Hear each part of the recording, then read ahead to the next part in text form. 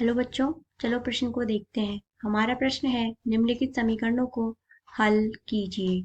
यहाँ पर दिया गया है 7 कॉस की घात 2 थीटा प्लस में 3 साइन की घात 2 थीटा बराबर में 4। प्रश्न को हल करने से पूर्व हम उसकी मुख्य अवधारणा की चर्चा कर लेते हैं। देखिए, मुख्य अवधारणा। प्रश्न की मुख्य अवधारणा ये है कि हम यहाँ पे त्रिकोणमितीय फलनों का उपयोग करके समीकरण को हल करेंगे। प्रश्न में हमें दिया गया है 7 कॉस की घात 2 थीटा प्लस में 3 साइन की घात 2 थीटा बराबर में 4। अब हम जानते हैं कि साइन की घात 2 थीटा प्लस में कॉस की घात 2 थीटा बराबर में होता है 1।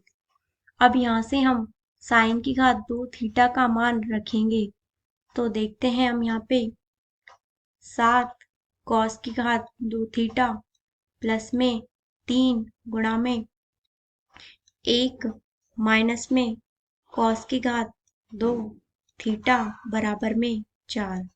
इसी तरीके से अब हम लिख सकते हैं 7 कॉस की घात 2 थीटा प्लस में 3 माइनस में 3 कॉस की घात 2 थीटा बराबर में 4। इसी तरीके से यहाँ से लिखा जा सकता है 4 कॉस की घात 2 थीटा बराबर में 1। अब यहाँ से हम लिख सकते हैं कॉस की घात 2 थीटा बराबर में 1 बाई में 4। इसी तरीके से इसे लिख सकते हैं हम 1 बाय 2 की घात 2। इसी तरीके से अब इसे आगे लिखा जा सकता है कॉस की घात 2 थीटा बराबर में कॉस की घात 2 पाई बाई में 3। इसी तरीके से अब हम इसे आगे लिख सकते हैं, तो हम इसे लिखेंगे यहाँ से। अब हम जानते हैं कि जब कॉस की घात 2 थीटा बराबर में हो कॉस की घात 2 अल्फा के, तो यहाँ पे हमारा थीटा बराबर में होता है n पाई प्लस माइनस में अल्फा, जहाँ पे n बिलोंग्स टू z होता है। इसी तरीके से अब हम यहाँ पे भी लिख सकते हैं थीटा बराबर में होगा n पाई प्लस माइनस में पाई बाई में 3, जहाँ पे n बिलोंग्स टू z है।